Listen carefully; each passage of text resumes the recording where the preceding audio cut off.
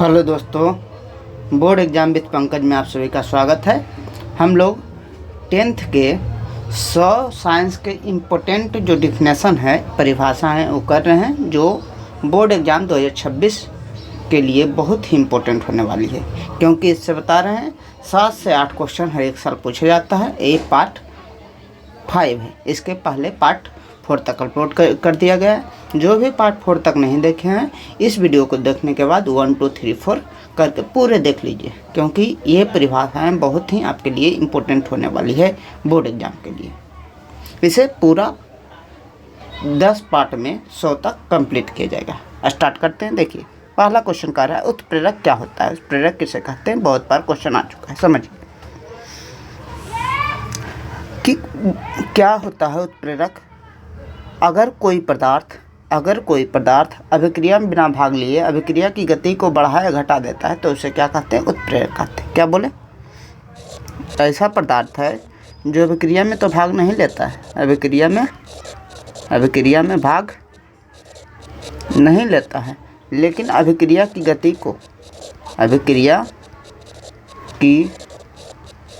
को बढ़ा या घटा देता है,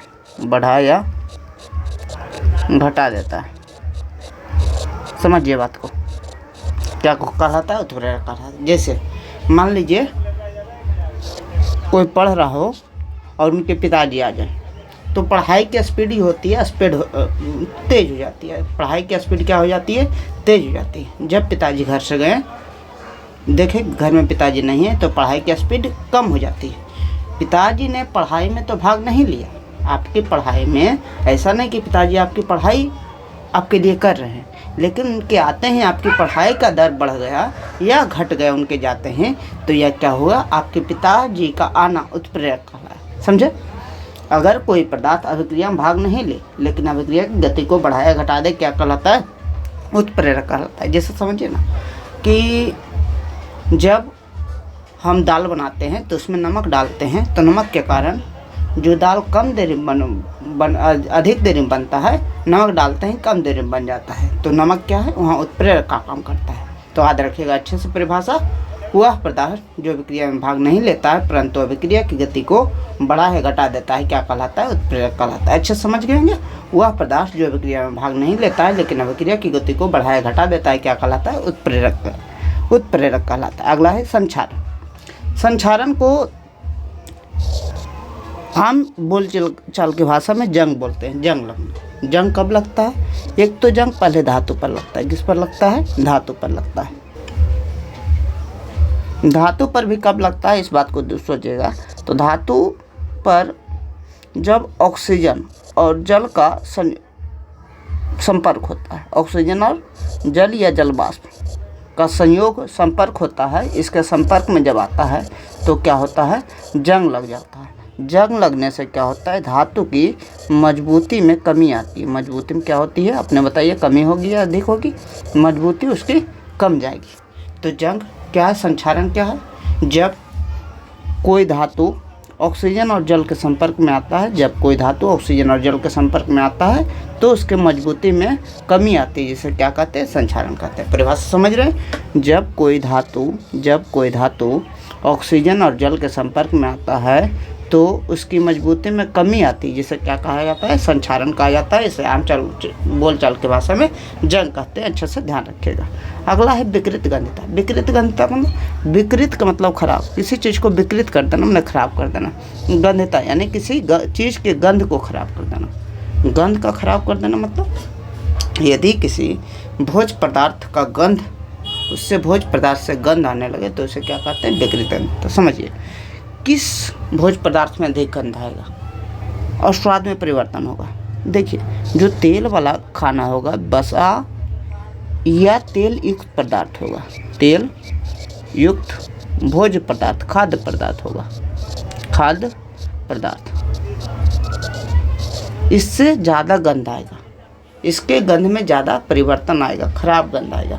तो क्या होता है, जब वसा एवं तेलयुक्त पदार्थ को खुले वायुमंडल में छोड़ा जाता है तो क्या होता है, ये ऑक्सीजन से संयोग करके अपने स्वाद और गंध में परिवर्तन कर लेता है, स्वाद और गंध में परिवर्तन कर लेता है, जिसे क्या कहते हैं, विकृत गंध। अच्छा समझिए, जब वसा एवं तेल युक्त भोज पदार्थ को खुली वायुमंडल में छोड़ा जाता है तो वायुमंडल के ऑक्सीजन से संयोग कर यह स्वाद और गंध में परिवर्तन ला लेता है, जिसे क्या कहते हैं, विकृत गंध। तो समझिए, जिसमें तेल वाला खाना है या उसमें वसा डालडा घी मिला हुआ है, उसे अगर वायुमंडल में छोड़ते हैं तो वायुमंडल में ऑक्सीजन भी होता है, उससे क्या करता है, संयोग करता है या विक्रिया करता है। उससे क्या होता है, स्वाद और गंध में दोनों में परिवर्तन, उसका स्वाद भी खराब हो जाता है और गंध भी उससे खराब गंध आने लगता है, इसे क्या कहते हैं, विकृत गंध। तो परिभाषा कैसे लिखिएगा, जब वसा एवं तेल युक्त पदार्थ को खुली वायुमंडल में रखा जाता है तो वायुमंडल के ऑक्सीजन से संयोग करके अपने स्वाद और गंध में परिवर्तन ला लेता है, जिसे क्या कहते हैं, विकृत गंधता कहते हैं। समझिए, एनोडीकरण क्या होता है, एनोडीकरण का लेना देना जो है वो एल्युमिनियम से है। किससे है, एल्युमिनियम से। जब एल्युमिनियम को वायुमंडल के संपर्क में रखा जाता है तो वायुमंडल के ऑक्सीजन से संयोग करके एल्युमिनियम ऑक्साइड की एक मोटी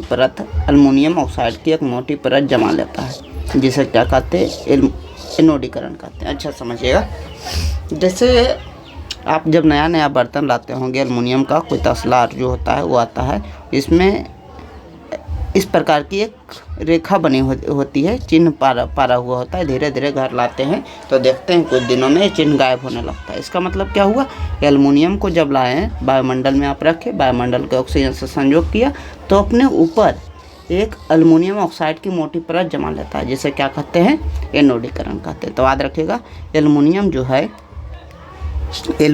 है वो वायुमंडल के ऑक्सीजन से संयोग कर अपने ऊपर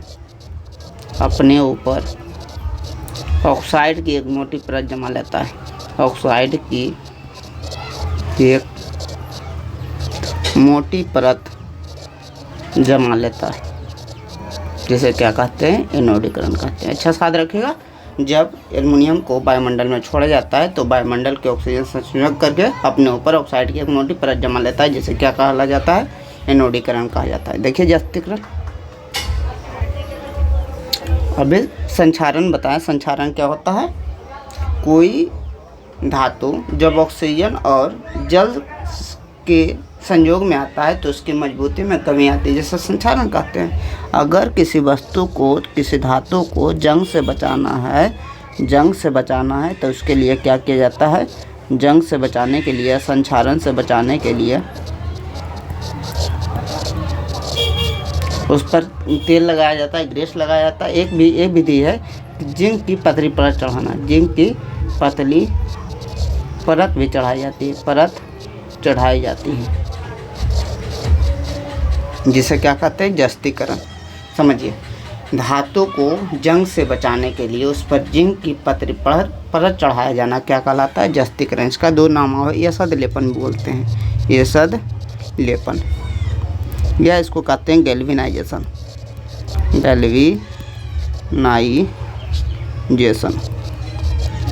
तो तीनों नाम का मतलब एक ही है, जस्तीकरण आए, लेपन आ जाए, गैल्वेनाइजेशन आ जाए। तीनों का परिभाषा क्या हुआ, धातु को, किसी भी धातु को संक्षारण या जंग से बचाने के लिए उसके ऊपर जिंक की पतली परत चढ़ाया जाना कौन सी कहलाता है, जस्तीकरण कहलाता है। खनिज क्या होता है, समझिए, पृथ्वी के अंदर से, धरातल के अंदर से खनन द्वारा निकाली गई लाभप्रद पदार्थ क्या कहलाता है, खनिज कहलाता है। क्या बोले, पृथ्वी के अंदर से खनन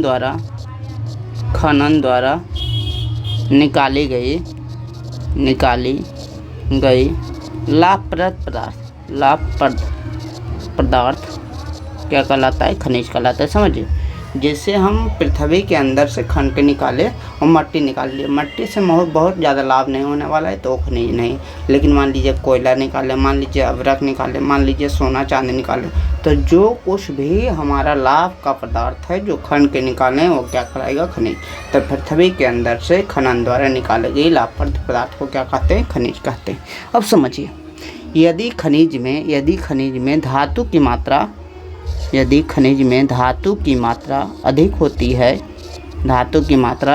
अधिक होती है, तो उसे क्या कहते हैं?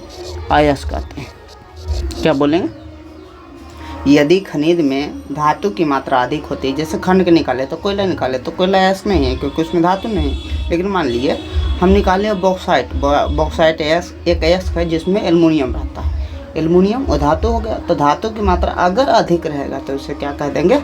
अयस्क कह देंगे। खनिज का परिभाषा क्या है? पृथ्वी के अंदर से खनन द्वारा निकाली गई लाभप्रद पदार्थ को क्या कहते हैं? खनिज कहते हैं। अयस्क, जब खनिज में लाभप्रद धातुओं की मात्रा अधिक होती है तो उसे क्या कहते हैं? अयस्क कहते हैं। जब खनिज में धातुओं या लाभप्रद धातुओं की मात्रा अधिक होती है तो उसे खनिज कहते हैं। अब समझिए, जब खनिज निकालेंगे, मान लीजिए खनिज का मतलब क्या बोले? खनिज के बाद अयस्क। खनिज का मतलब जो खन कर निकाले गए खनिज, जिसमें धातु की मात्रा अधिक हुए उसे अयस्क कहते हैं। जब अयस्क निकाले तो उसमें भी मिट्टी, बालू, गंदगी आदि भरा रहेगा। तो अयस्क में जो अशुद्धि होती है, अयस्क में एल्युमिनियम तो रहेगा, धातु माने मान लीजिए लोहा रहेगा, तांबा रहेगा, जो भी निकालेगा अयस्क, उसमें धातु की मात्रा तो रहेगी, लेकिन उसके साथ ही कुछ अशुद्धियाँ भी रहेगी। तो उन अशुद्धियों को 3 नाम दिया जाता है, गैंग, मैट्रिक्स या धातुमल। यानी कि लिखेंगे अयस्क में उपस्थित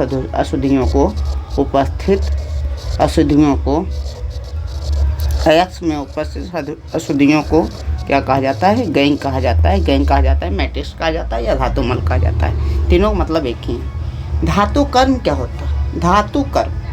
धातु के लिए जो काम किया जाता है, कर्म का मतलब काम, यानी धातु को निकालने के लिए। धातु किससे निकलेगा? खनिज से निकलेगा नहीं, क्योंकि खनिज में क्या है? लाभप्रद पदार्थ है। धातु किससे निकले? अयस्क से, क्योंकि अयस्क में धातु की मात्रा होती है। तो अयस्क में निकलेगा तो उसमें अशुद्धि मिला रहेगा। तो अयस्क से अशुद्धि को निकालकर शुद्ध धातु की जो प्राप्ति करते हैं उसे क्या कहते हैं? धातु कर्म। यानी अयस्क से शुद्ध धातु की प्राप्ति करने की प्रक्रिया है, प्रकर्म जो है उसे क्या कहते हैं? धातु कर्म कहते हैं। अयस्क से शुद्ध धातु निकालने की प्रक्रिया, शुद्ध धातु निकालने की प्रक्रिया को धातु कर्म कहते हैं। इसको मेटलर्जी भी कहते हैं, धातु कर्म कहते हैं, मेटलर्जी। इसका अंग्रेजी क्या है? अगला है उदासीनीकरण अभिक्रिया। बहुत ही इंपॉर्टेंट अभिक्रिया, अच्छे से ध्यान रखिएगा। कहें ऐसी अभिक्रिया जिसमें अम्ल और क्षार मिलकर लवण और जल का निर्माण करते हैं उसे क्या कहते हैं? उदासीनीकरण अभिक्रिया।